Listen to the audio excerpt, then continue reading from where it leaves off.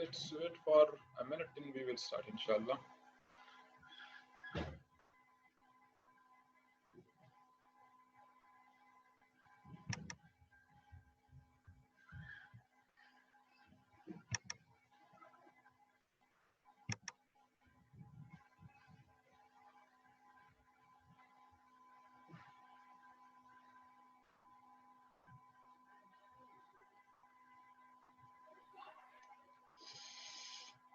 Okay, let's start the session. So it was about psychoanalysis or psychoanalytical theory. अब behavioral और social learning theories को देखते हैं कि behavioral किस चीज पे believe करते हैं. They say that the environment and the nurturing greatly affect the growth of the children. So how it affects the growth of a children then? Now let's look at these. Behaviorism. It was developed in response to psychoanalytical theory, जहाँ पर था कि mental processes होते हैं और कुछ social expectations होती है और उसी के बेस पर हम बंदे के मुताबिक कहते हैं. यानी इवन अगर एड्स का लफ्ज़ किसी बंदे के लिए हम इस्तेमाल करते हैं, so it is क्योंकि हम कहते हैं बिल्कुल जानवरों की तरह बिहेव करता है. So expectations के अगेंस्ट और उनके जहनी प्रोसेसेस को हम देखते हैं. लेकिन दिस है कि हम किसी बंदे के मेंटल प्रोसेसेस को नहीं देख सकते, हम सिर्फ और सिर्फ जो ऑब्जर्वेबल बिहेवियर्स हैं तो उनको देखते हैं.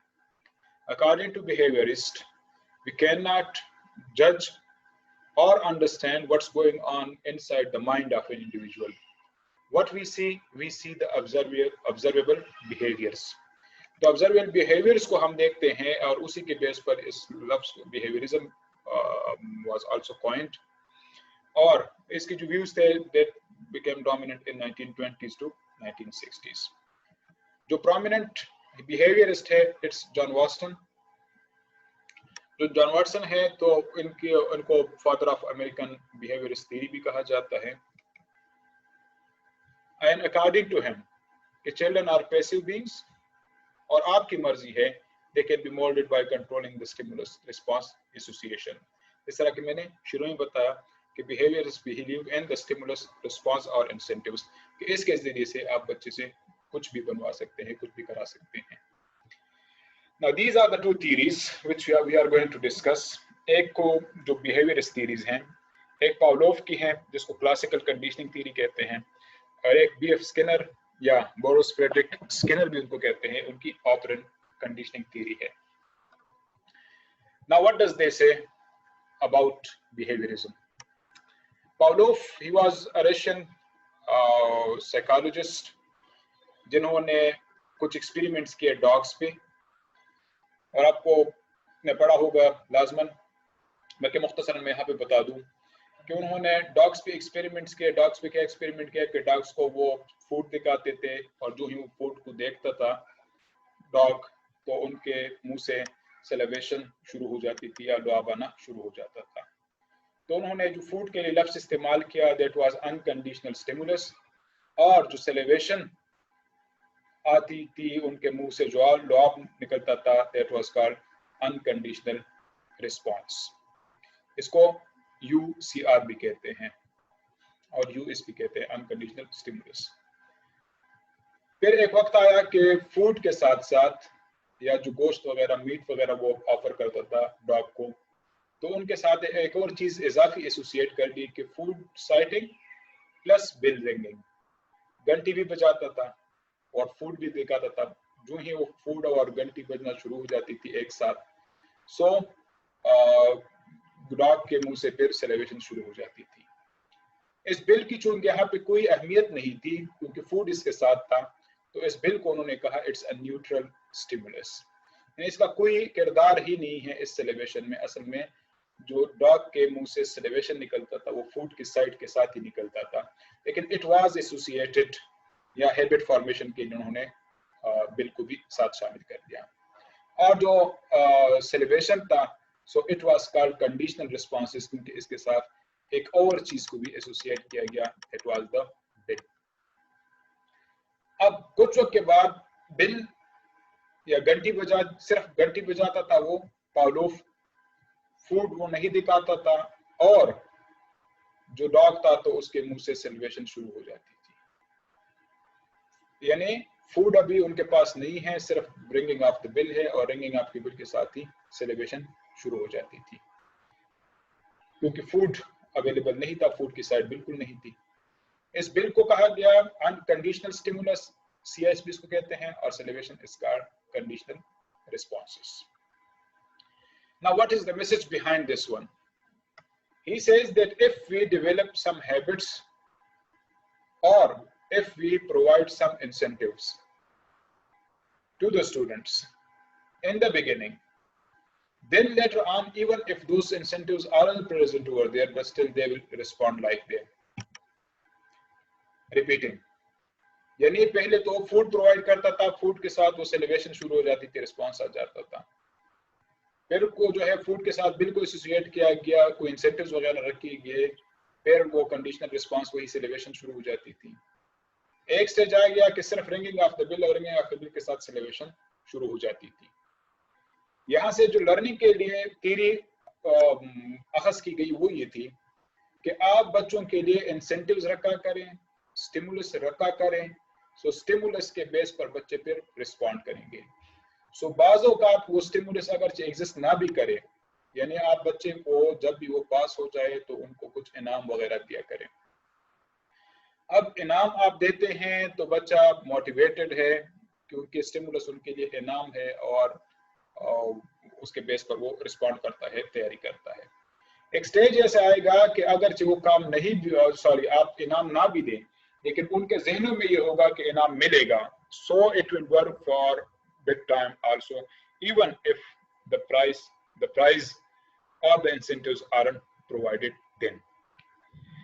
इसके बिल्कुल उलट, not against, बल्कि बिल्कुल उलट जो BF स्किनर साहब ने तजुर्बात किए, and that is called operant conditioning. इन्होंने भी माउस पर और जस्ट लाइक थॉर्नडाइक कैट्स वगैरह पर एक्सपेरिमेंट्स किए, और इन्होंने एक बॉक्स, जिसको स्किनर बॉक्स भी कहते हैं, स्किनर बॉक्स के अंदर एक सिंपल बॉक्स था और उसके अंदर एक लीवर लगा दिया। जब माउस इधर उधर घूमते फिरते लीवर को टच कर देता था, तो टीचर उसको टच करने के बाद ऊपर से खाने पीने के लिए कोई चीज गिर जाती थी जो इनके लिए एक्सेसिबल होती थी, जिसको वो खा लेता था। So he said that there should be response first and then stimulus. Response क्या था? लीवर को क्लिक करना, लीवर को जो वो क्लिक करेगा उसके बाद उसको क्या मिलेगा? खाना मिलेगा। Now what's the difference between this classical conditioning and operant conditioning? Classical conditioning में आपके पास स्टिमुलस फर्स्ट है एंड देन रिस्पांस, जबकि ऑपरेंट कंडीशनिंग में रिस्पांस फर्स्ट है और स्टिमुलस बाद में है। दोबारा से मैं बता दूं, जो फ्रेडरिक BF स्किनर साहब थे, इन्होंने एक पजल बॉक्स बनाया, उसके अंदर एक लीवर रखा, इस पजल बॉक्स के अंदर, या स्किनर बॉक्स भी इसको कहते हैं, स्किनर बॉक्स के अंदर उन्होंने माउस को रखा। माउस घूमते फिरते, जब अनइंटेंशनल इनको पता भी नहीं होता था, लीवर को जो ही क्लिक करते थे, जो क्लिक जो ही दबा देता था, सो दरवाजा खुल के नीचे खाने की कोई चीज गिर जाती थी, उसको खा लेता था। मतलब ये कि एक्शन वो पहले करता था, लीवर को दबाता था, या रिस्पांस पहले करता था, और उसके बाद वो स्टिमुलस उनको पास आ जाती थी, वो प्राइज उनके पास आ जाती थी। इस तरह एक्शंस पहले करता था, रिवार्ड आ जाती थी, परफॉर्मेंस पहले करता था, और इंसेंटिव्स बाद में आ जाती थी। जबकि यहाँ पर स्टिमुलस पहले है और रिस्पांस बाद में है, जो सेलिब्रेशन है। सो क्लासिकल कंडीशनिंग में स्टिमुलस फर्स्ट, रिस्पांस देन, और जो ऑपरेंट कंडीशनिंग है वहां पर response first and stimulus then. और उन्होंने फिर दो मुख्तलिफ रीइंफोर्समेंट का लफ्ज इस्तेमाल किया कि आप अगर कोई हैबिट फॉर्मेशन करना चाहते हैं, बच्चों के अंदर कोई हैबिट डेवलप करना चाहते हैं, तो there are two things, one is called positive reinforcement and the other one is called negative reinforcement. Positive reinforcement ये है कि जो भी चीज उनके लिए अच्छी हो, जो कि लर्निंग प्रोसेस को बेहतर बनाती हो, तो ज्यादा से ज्यादा आप ऐड करते जाएं, that is called positive reinforcement. Negative reinforcement ये है कि अगर बच्चा कोई चीज सीख रहा है और कुछ ऐसी बातें हैं जो कि उनके पढ़ने में या लर्निंग प्रोसेस में रुकावट डाल रही है, तो उस रुकावट को जो है, उस रुकावट को आप बंद को मिनिमाइज कर ले या खत्म कर ले। सो that is called negative reinforcement.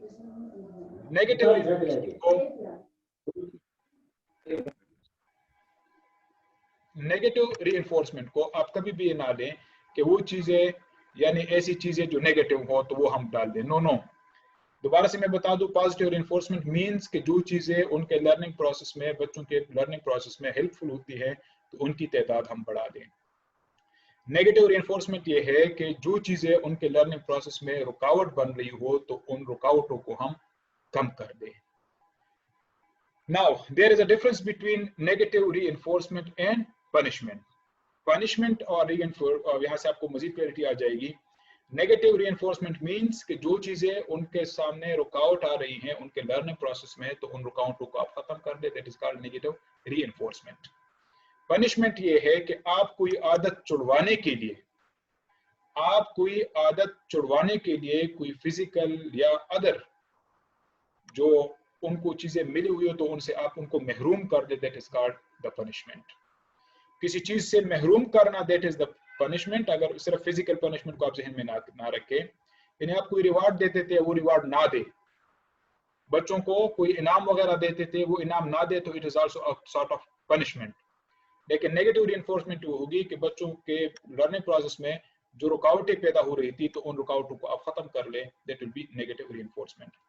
इसकी एक सिंपल मिसाल उन्होंने तजुर्बा भी किया, जो स्केलर साहब थे, और उन्होंने उसी पजल बॉक्स के अंदर बीच में कुछ ऐसे एरिया भी छोड़ा जहां पर से गुजरकर रेड को करंट लगते थे, शॉक्स लगते थे। तो कुछ वक्त के बाद उन्होंने देखा कि वहां से बच्चा जो रेड है वो जल्दी से गुजर जाता था और फौरन से क्लिक करता था लीवर को, ताकि जल्द से जल्द ये जो करंट वगैरह है ये खत्म हो जाए। So I think now it's clear to you people what is positive reinforcement and negative reinforcement, and what's the main difference between classical and operant conditioning. इनके बाद देखते हैं अब एक और थ्योरी को, जो कॉग्निटिव थ्योरीज हैं। इट वाज बिहेवियरल थ्योरी, जहां पर स्टिमुलस और रिस्पांस की बात हो गई। जो कॉग्निटिव थ्योरी है, we have already discuss Bloom का जो कॉग्निटिव डोमेन था, जिनका मेन फोकस जो था वो लर्निंग प्रोसेस में था कि व्हाट वी, अगर से ब्लूम के डोमेन में हमने देखा कि what we learn first then but it will tell us that how children learn and what can we learn at different stages. So cognitive theories are focusing on the learning process or the knowledge or the intelligence of the students or the people. It is also very much important, and I need your attention to understand this schema, simulation, accommodation and equilibrium also. जो cognitive development theory है इसमें सबसे जो important है पियाजे की theory है, जो cognitive development की के मुतालिक है। According to him there are schemas in minds of the people. Schemas कहते हैं कि आपके किसी भी चीज के लिए जो मेंटेलिटी बनी हुई है, जो भी परसेप्शन आपकी बनी हुई है, जो भी आइडिया आपका बना हुआ है, जो भी फिलॉसफी आपकी बनी हुई है, जो भी माइंडसेट आपका बना हुआ है पहले से, उसको कहते हैं स्कीमास। असल में schemas are called building blocks. यानी किसी भी इंसान के मुतालिक आप राय कायम करते हो कि he is a good person, तो एक लफ्ज नहीं कि गुड पर्सन, असल में बहुत सी चीजें हैं जिनको इकट्ठा करके आपने कंक्लूड कर कि he is a good person, और he is a bad person तो आपने बहुत सी इंफॉर्मेशन इकट्ठी कर ली, he is a bad person. इसी तरह से किसी थ्योरी को समझने के लिए बहुत से छोटे छोटे बिल्डिंग ब्लॉक्स होते हैं या लर्निंग ब्लॉक्स होते हैं, इनको इकट्ठा करके आप कोई कंसेप्ट किसी थ्योरी के मुताबिक बना लेते हो, किसी राइटर के मुताबिक या किसी स्टोरी के मुताबिक बना लेते हो। They are called the schemas. So आप ऑलरेडी जो सीख चुके हैं और ऑलरेडी जो माइंडसेट बना चुके हैं, that is called the schemas. अब schemas is part of the different building blocks. अब जब नई कोई चीज सीखते हैं हम, जब कोई भी चीज सीखते हैं, नई कोई भी कंसेप्ट सीखते हैं, नया कोई भी फलसफा सीखते हैं, नई कोई भी बात किसी इंसान के मुताबिक सुनते हैं, it must be assimilate. What is assimilation? Assimilation is कि हमारा जो भी माइंडसेट पहले से बना हुआ था, हमारा माइंडसेट पहले से जो भी बना हुआ था, हमने पहले जो भी लर्निंग की थी, हम अब टेली करते हैं उस नई इंफॉर्मेशन को, नई नॉलेज को, नई फिलॉसफी को, नए आइडियाज को उनके साथ। So the first stage is assimilation. Then जब हम टेली करते हैं, हम मुवाजना करते हैं, हम कंपैरिजन करते हैं पुराने आइडियाज को नए आइडियाज के साथ, पुरानी सिचुएशन को नए सिचुएशन के साथ, पुरानी फिलॉसफी को नई फिलॉसफी के साथ। So this process is called assimilation. Then कुछ वक्त के बाद जब हम ये कंपैरिजन कर रहे होते हैं तो एक स्टेज आ जाती है कि हम अकोमोडेट करना शुरू कर देते हैं। Now what is accommodation? Accommodation means adjustment or modification or adaptation. यानी आपका एक तैयार माइंडसेट था, तैयार फिलॉसफी थी, तैयार अंडरस्टैंडिंग थी किसी चीज के मुतालिक, तो वो जो रेडीमेड आपकी अंडरस्टैंडिंग किसी चीज के मुतालिक डेवलप हुई थी, दैट वाज द स्कीमास। अब नई सिचुएशन आ गई, नया टॉपिक आ गया, नया फलसफा आ गया और आप उनको अब टेली कर रहे हैं, इट इज द असिमिलेशन। फिर कुछ वक्त के बाद आप देखते हैं कि अच्छा मेरी तो अंडरस्टैंडिंग इस चीज के मुतालिक ये थी और ये बंदा मुझे ये कह रहा है। सो आप एडजस्टमेंट और एडेप्टेशन और नई लर्निंग शुरू कर लेते हैं। This new learning, this adaptation, this adjustment process is called accommodation. फिर जब आप दूसरे बंदे की सुनते हैं और नई एडजस्टमेंट करते हैं, नई एडेप्टेशन करते हैं, नई लर्निंग करते हैं, तो फिर एक स्टेज आती है कि आप एक नई स्कीमा बना लेते हैं, एक नया परसेप्शन बना लेते हैं, and that stage is called equilibrium. अब एक मिसाल को देखते हैं कि किस तरह से असिमिलेशन, एकोमोडेशन एंड इक्विलिब्रियम। आपको किसी बंदे ने बताया था किसी इलाके के मुतालिक या किसी लोगों के मुतालिक या किसी इंसान के मुतालिक, चलो इलाके से शुरू कर लेते हैं। किसी इलाके के मुतालिक बताया था, बल्कि आपकी 2-3 लोगों से मुलाकात हुई थी तो आपका माइंड सेट बना था उस इलाके के मुतालिक, यहाँ पर सारे के सारे लोग बड़े सोशल हैं। परसेप्शन क्या बनी? इस इलाके के लोग सोशल हैं, तो ये आपकी स्कीमा बन गई एडवांस में। अब आप जब उस इलाके में गए, विजिट किया, लोगों से मिले, तो आपके माइंड में ऑलरेडी जो बातें थी तो अब वो टेली कर रहे कि मैंने तो सुना था कि बड़े सोशल लोग हैं, बड़े एजुकेटेड लोग हैं, बड़े लिबरल माइंडेड लोग हैं, बड़े मेहमान नवाज लोग हैं, वगैरह वगैरह। अब आप टेली कर रहे हैं उन इंफॉर्मेशन को इनके साथ। जब आप टेली कर रहे हैं न्यू ऑब्जर्वेशन को इनके साथ, so at that time you are assimilating. फिर कुछ वक्त के बाद जब आप ज्यादा लोगों के साथ मिलजुल लेते हैं तो आप फिर सोचते हैं कि नहीं, वो फला बात जो मुझे कही गई थी वो तो इस तरह हकीकत नहीं थी, इसमें तो यानी ठीक है, these people are very social but they are not that much liberal minded, they are bit conservative minded. आपने ऑब्जर्वेशन कर ली। अब आप अपने स्कीमास को चेंज कर रहे हैं, एडेप्टेशन कर रहे हैं, एडजस्टमेंट कर रहे हैं, मॉडिफिकेशन कर रहे हैं। So that period is called accommodation. फिर एक स्टेज आ जाती है कि आप एक नया माइंडसेट बना लेते हैं उन लोगों के मुतालिक, and that is the stage of equilibrium. इसी तरह से आपने कोई फिलॉसफी पढ़ी थी और आप बिल्कुल क्लियर थे कि बस यही ठीक है, लेकिन आपने जो किसी दूसरे बंदे की इंटरप्रिटेशन देखी, फिर वो आप टेली कर रहे थे कि अच्छा मैंने तो ये पढ़ा था, यहाँ पे तो ये लिखा है, मैंने तो ये पढ़ा था, यहाँ पे ये लिखा है। फिर फौरन से अपने माइंड को चेंज करना शुरू करें कि नहीं, वो फिलॉसफी जो मैंने पढ़ी थी उसमें फला फला करेक्शन की गुंजाइश है। फिर अपने माइंड को करेक्ट कर लेते हैं और एक नई स्कीमा बना लेते हैं। That is the equilibrium stage. So remember, there are building blocks on the basis of which we tally, then we adjust, and then at stage come, then we make another mindset. Social sciences में हमेशा dynamic रहें, static ना रहें। जब static रहेंगे तो फिर आप में अकोमोडेशन, इक्विलिब्रियम नहीं आएगी, वही माइंडसेट आपका होगा। नो, डायनेमिक रहें। डायनेमिक मतलब कि अपने आप को चेंज करते रहें। जब चेंज करते रहेंगे तो आप असिमिलेट भी करेंगे, अकोमोडेट भी करेंगे और नई नई चीजें भी सीखेंगे। अब देखते हैं पियाजे की जो थ्योरी है, इसके जो डिफरेंट डेवलपमेंटल जो मेन आइडियाज हैं वो क्या कहते हैं। रिवोल्यूशनरी आइडियाज इनके जस्ट 3 हैं। नंबर 1 इज, बल्कि जो मेन आइडिया है वो है कि चाइल्ड इज अ साइंटिस्ट। हर बच्चा साइंटिस्ट है और साइंटिस्ट के तौर पर उसको देखना चाहिए। क्योंकि वो कहता है कि हर बच्चा अपने तौर पर तजुर्बात करता है किसी चीज को सीखने के लिए। नंबर 1, हर बंदा अपने एंगल से, अपने पर्सपेक्टिव से चीजों पर तजुर्बात करता है। नंबर 1, और इसी के बेस पर उनका माइंडसेट या नॉलेज डेवलप होती है। नंबर 2 के अगर टीचर या एडल्ट्स लाख उनको समझाए लेकिन वो अपने ही तरीके से चीजों को करना चाहता है, यहाँ पर है अपनी नॉलेज को डेवलप करना, यहाँ पर अपने तरीके को डेवलप करना। यानी टीचर लाख गाइड कर ली किस तरह से पेंसिल को पकड़े, लाख गाइड कर इस तरह से हाशी लगाए, लेकिन he does things his own way. और थर्ड वन इज कि आप लाख उनको मोटिवेट कर ले externally, they will not be motivated unless and until they are intrinsically motivated। Intrinsic और extrinsic motivation कहते हैं, internally motivated और externally motivated। यानी बच्चे externally इतने ज्यादा motivate नहीं होते जितना internally वो motivate होते हैं। So if you remember, जो हमने टेलिस की स्टडी पढ़ी थी, जो टेलिस की हमने स्टडी पढ़ी थी, so दूसरे नंबर पर जो फाइंडिंग्स थी वो यही बात थी कि intrinsic motivation, whether children are motivated for that thing or not, that was। और if you remember cognitive activation का लफ्ज वहां पे इस्तेमाल हुआ था कि उनको एक्टिवेट करें और वो खुद से कुछ करना चाहे, that will be better than.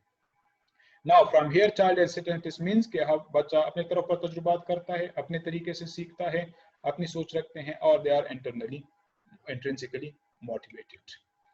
अब जो डिफरेंट डेवलपमेंटल स्टेजेस है कॉग्निटिव डेवलपमेंट के, उनको देख लेते हैं। नंबर 1 है सेंसरी मोटर स्टेज, जो एज से लेकर बर्थ से लेकर 2 इयर्स तक है। यहाँ पर सिर्फ सेंसरी मोटर्स, सेंसरी सेंसेस का इस्तेमाल करना, and these are the 5 senses, smell, taste, sight, touch, hearing. और मोटर मूवमेंट को कहते हैं। मोटर जिस तरह साइको मोटर था, सो वहाँ पर हमने देखा coordination between mind and body parts move करते हैं, उनका ज़हन के साथ, माइंड के साथ रिलेशनशिप या कोऑर्डिनेशन। तो सेंसरी मोटर के यहाँ पर बच्चा जो है सिर्फ अपने सेंसेस का इस्तेमाल करता है, वो स्मेल है, टेस्ट है, साइट है, टच है और हियरिंग है, अप टू 2 इयर्स। यानी किसी चीज को छू लेता है तो हाथ हटा देता है, किसी चीज को चख देता है तो या चीखना शुरू कर या खुश हो जाता है, किसी चीज को देखकर हंसना शुरू कर देता है, वगैरह वगैरह। किसी आवाज को देखकर वो परेशान हो जाता है, बाजू की आवाज को सुनकर जो है वो खुश हो जाता है। Pre operation stage is stage number 2, और यहाँ पर कंसेप्ट शुरू हो जाता है A is equal to B. A is equal to B से मुराद ये है, आप बच्चों को अगर खिलौना वगैरह देते हैं, आप कहते हैं ये हॉर्स है, तो अगर वो हॉर्स नहीं होता लेकिन वो हॉर्स है। इस तरह से आप कोई भी उनको बच्चियां जो है खिलौने, तो गुड़िया के खेल वगैरह खेलती हैं, तो गुड़िया की हकीकत में शादी नहीं होती, लेकिन वो कहते हैं कि A is equal to B. A is equal to B concept इस स्टेज पे शुरू हो जाता है कि अगर कोई चीज ना भी हो, रियल ऑब्जेक्ट ना भी हो, लेकिन वो इमेजिन कर लेते हैं कि चलो this is this thing, that is called A is equal to B. दूसरी important thing about this pre operation stages, क्या प्रॉपर ऑपरेशन शुरू नहीं हुआ। प्रॉपर ऑपरेशन से पहले, प्रॉपर ऑपरेशन से मुराद कि वो खुलकर अपने तरफ से चीजों को करना शुरू कर ले, no it is pre operation, यानी अभी शुरू नहीं किया। दो चीजें होती हैं, एक इगोसेंट्रिज्म होती है एक स्टेज पे, और एक सेंट्रेशन होती है। इगोसेंट्रिज्म कहते हैं कि इस स्टेज पर बच्चा, 2 से 7 साल का बच्चा सिर्फ और सिर्फ अपने मुतालिक सोचता है, सिर्फ अपनी सेटिस्फेक्शन के मुतालिक सोचता है, सिर्फ अपनी खुशी के मुतालिक सोचता है, बस दूसरी दुनिया की उसको कोई फिक्र नहीं होती। सेंट्रेशन कहते हैं कि at this time he can focus on only one thing, सिर्फ एक चीज पे फोकस करता है। उनको कोई चीज चाहिए तो आप उनको लाख बातों में वो जाए, लेकिन 2 मिनट के बाद फिर कहते हैं वो मेरी चीज। आप लाख उनको कोई स्टोरी वगैरह सुनाए, लाख उनको कार्टून वगैरह दिखाए, लेकिन वो भूलते नहीं है, क्योंकि they are focusing just on one thing at that time. For the time being आप डाइवर्ट कर सकते हैं अटेंशन को, लेकिन फौरन से फिर वो उस पर फोकस कर लेते हैं। So there are 2 things, one is egocentrism, thinking just about himself, और दूसरी the second one is centration, कि वो सिर्फ एक चीज के मुताबिक सोचते हैं इस स्टेज पर।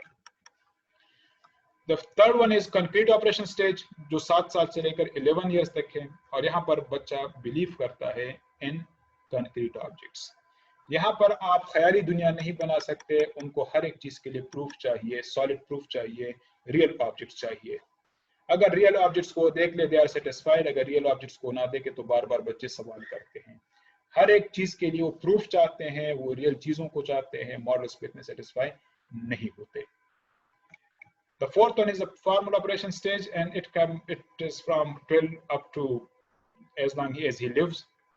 और यहाँ पर वो एब्स्ट्रैक्ट थिंग्स पर बिलीव करना शुरू कर, जो फिलॉसफी है, जो रिलीजन है, जो आइडियाज वगैरह है, उन पर बिलीव करना और उनको समझना शुरू कर लेता है।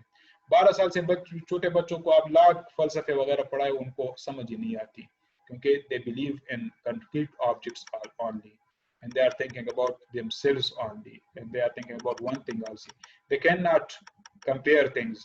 और इस तरह से वो जो आइडियाज होते हैं, कंसेप्ट्स वगैरह होते हैं, फिलॉसफी वगैरह होते हैं, they cannot focus on them. So formal operation stage में वो abstract things पर believe करना शुरू कर देते हैं.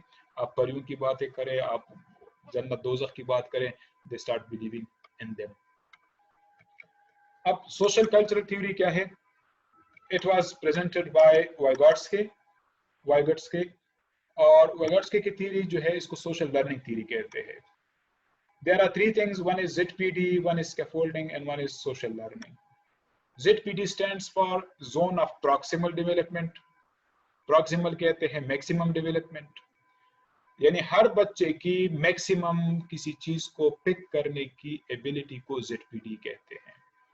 कोई बच्चा 50% उसके बेचारे की होगी कैपेसिटी, किसी की 80% होती है, किसी की 90% होती है किसी चीज को पिक करना.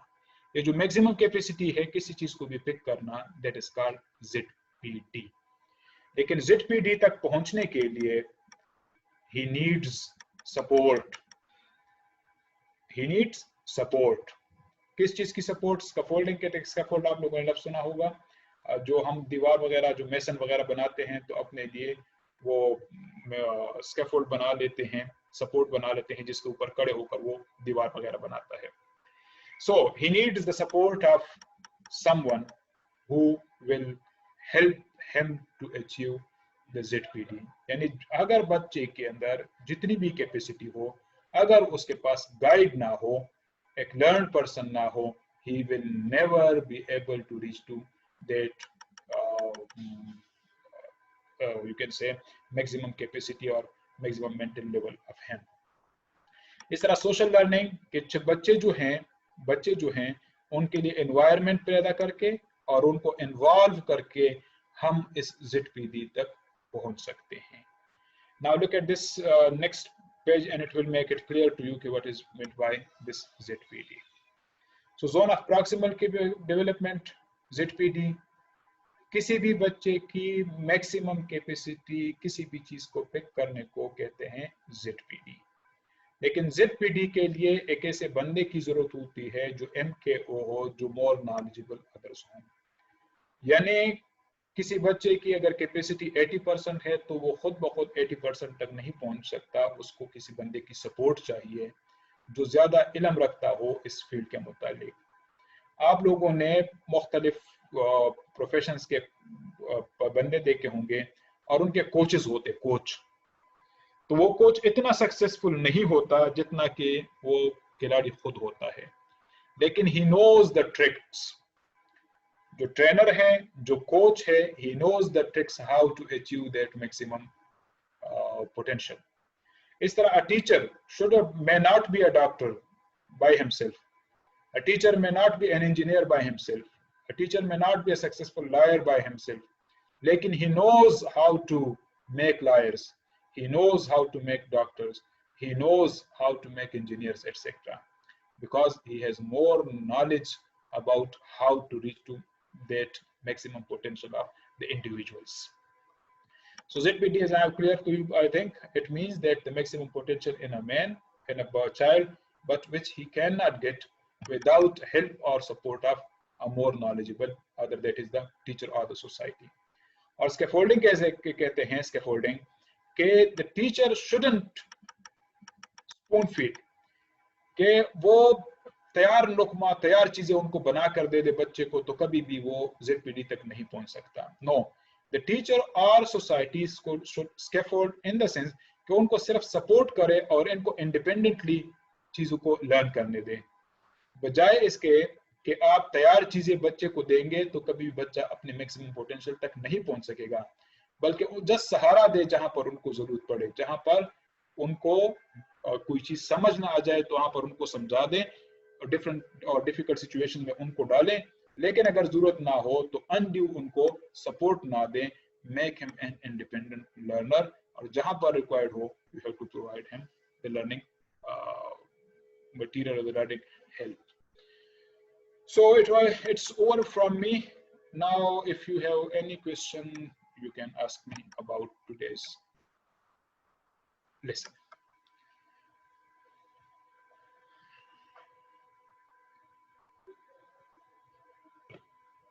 If anyone has any question, now he or she can ask.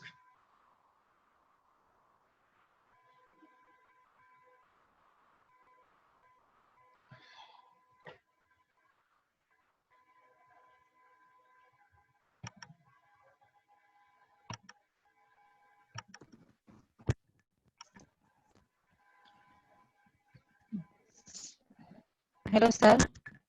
जी साइमा कौर साहिबा, सर आवाज आ रही है? बिल्कुल आ रही है आपकी आवाज।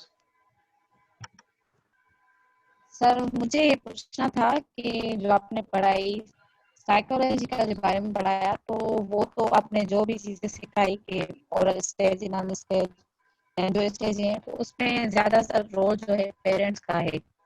तो हम टीचर का क्या रोल होगा? वो इस चीजों से गुजर के आ चुके होते हैं, ऑलमोस्ट ईड वगैरह या ईगो, वो चीजें सीख के आते हैं घर से। तो हम टीचर्स का क्या रोल है, हम उसमें क्या रोल प्ले कर सकते हैं कि उनकी चीजें जो है चेंज कैसे करें, नेचर या उनकी मेंटालिटी थोड़ी। That's a very very valid question. Now let's see and look at that slide again. ठीक है, बच्चा जो आपके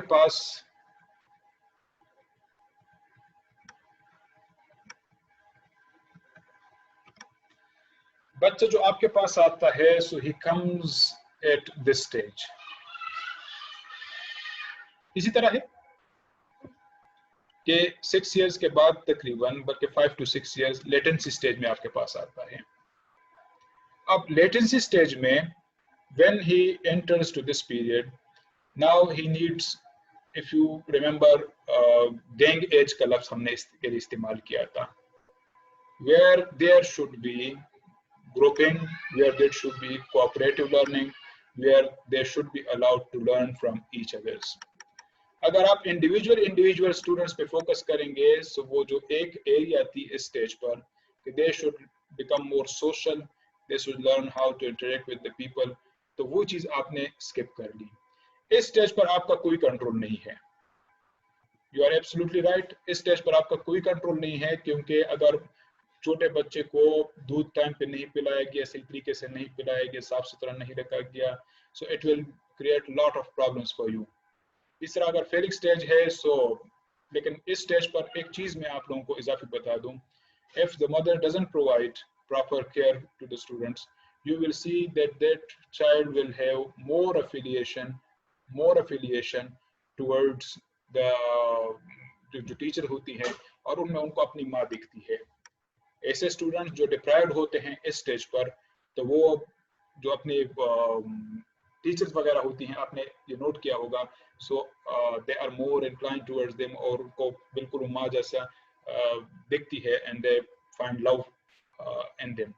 So though you are not responsible for these things, but you are responsible for these stages, so take care of them at these stages only. अच्छा, एक जो सवाल था फरहान साहब का, it was about MKO, कि what is MKO? MKO means more knowledgeable others. More knowledgeable others, who are the more knowledgeable others? You are the more knowledgeable other, जो teachers होते हैं, जो पेरेंट्स होते हैं, और जो लोग सोसाइटी में होते हैं। सो अगर बच्चे की मैक्सिमम कैपेसिटी तक बच्चे को लेकर जाना है, तो उसके लिए जरूरी है कि teacher he is the agent who knows more as compared to this child, and he has to know more as compared to his child. लेकिन एक चीज मैं आपको इजाफी बता दूं कि नॉलेज का होना, it doesn't mean you are more knowledgeable, लेकिन whether you know how to apply the knowledge, मैं हमेशा कहता हूं कि जितने कॉम्पिटेंट हमारे स्टूडेंट्स हैं, यकीन करें हमारे टीचर इतने कॉम्पिटेंट हरगिज नहीं है। इसकी एक सिंपल मिसाल, जो कि मैं प्राइवेट सेक्टर में एज ट्रेनर के तौर पर काम कर रहा हूँ, हमारी टीचर्स को पढ़ाना नहीं आता। यू मे और मे नॉट एग्री, आपके अपने भी बच्चे होंगे, तो आप जब उनके साथ शाम को बैठते हैं, तो आप देखते हैं कि आपका बच्चा वो कंसेप्ट आसानी से सीख सकता था अगर टीचर उसको एक डिफरेंट तरीके से पढ़ाते तो। सो teacher should be more knowledgeable that how to teach also. So that is the MKO. इसकी डिटेल में नहीं जाते, it will take a lot of time then. So I think now it's clear कि what is meant by more knowledgeable others. Okay, any other question please? Sir, I have one question more. जी please. Sir, जो Bloom taxonomy और पियाजे जो है, उन दोनों की थ्योरी में डिफरेंस क्या है? कोई न्यू चीज उन दोनों के, उन दोनों ने अलग अलग दी, और जैसे आप बोलते हैं कि ब्लूम टेक्सोनॉमी में पियाजे के नाम वगैरह भी नहीं आया, तो थोड़ा बहुत इस पे। Okay, that's good, that's great. यहाँ पे आप देखें तो over here you cannot find that what they learn. Cognitive development की जो थ्योरी थी या जो कॉग्निटिव डोमेन की थ्योरी थी ब्लूम टेक्सोनॉमी में, so he was focusing on what we learn first, what we learn then, what we learn then and what we learn then. यहाँ पर है कि what we can learn at this stage, what we can learn at this stage and what we can learn at this stage. वो कहता है sensory motor stage पर सिर्फ 5 senses का इस्तेमाल बच्चा कर सकता है, जो ब्लूम टेक्सोनॉमी में थी ऐसी कोई बात नहीं थी। यहाँ पर पियाजे कहता है कि प्री ऑपरेशन स्टेज में बच्चा ज्यादातर इगोसेंट्रिक होता है, सेंट्रेशन होती है और लिंक्स वगैरह बना सकता है। एज सच कॉग्निटिव थ्योरी जो ब्लूम की थी उसमें कॉग्निटिव डोमेन में कोई बात नहीं थी। यहाँ पर कहता है कि आप कंक्रीट ऑब्जेक्ट से पढ़ाए और वो सेटिस्फाई तभी होगा जब वो कंक्रीट चीजों को देखेगा। एज सच कोई चीज ब्लूम में नहीं थी। यहाँ पर कहता है कि वो एब्स्ट्रैक्ट आइडियाज वगैरह के मुताबिक सीखता है, ब्लूम के अंदर ऐसी कोई बात भी नहीं थी। So it is telling you what they can learn at what stage, what they can learn at different ages, जबकि ब्लूम के अंदर कहीं पर भी एज वाइज रिस्ट्रिक्शन नहीं रखी गई। वो कहता है इवन पीएचडी लेवल पर आप नॉलेज से शुरू करते हैं, फिर comprehension, application, analysis, synthesis and evaluation. तो वो जस्ट वो स्टेप्स ऑफ लर्निंग बयान करता है कि कौन से स्टेप्स ऑफ लर्निंग है, और ये जो है ये different stages of learning in the sense के क्या हम सीख सकते हैं अकॉर्डिंग टू पियाजे। So that's the main difference. Sir, I have a question. Okay, what's the question? Sir, the topic जो था structure of personality, उसको हम यानी बच्चों की लर्निंग के लिए कैसे इस्तेमाल करेंगे, और उसके साथ जो है इसमें वर्ड यूज किया गया है ईगो। ईगो तो वैसे भी वैसे नेगेटिव एटीट्यूड में काउंट किया जाता है। ओके, वो वेरी वेरी वैलिड क्वेश्चन। देखिए जो ईगो का लफ्ज है ना, ईगो को हम अना के सेंस में इस्तेमाल करते हैं। आप आई थिंक उसी के सेंस में दे रही है इसको शबनम? Yes sir. ओके, अब जो है ना, remember one thing, there shouldn't be and there never be, ये आप सबके लिए है, एब्सोल्यूट मीनिंग, एब्सोल्यूट इंटरप्रिटेशन कभी भी किसी चीज की ना किया करें।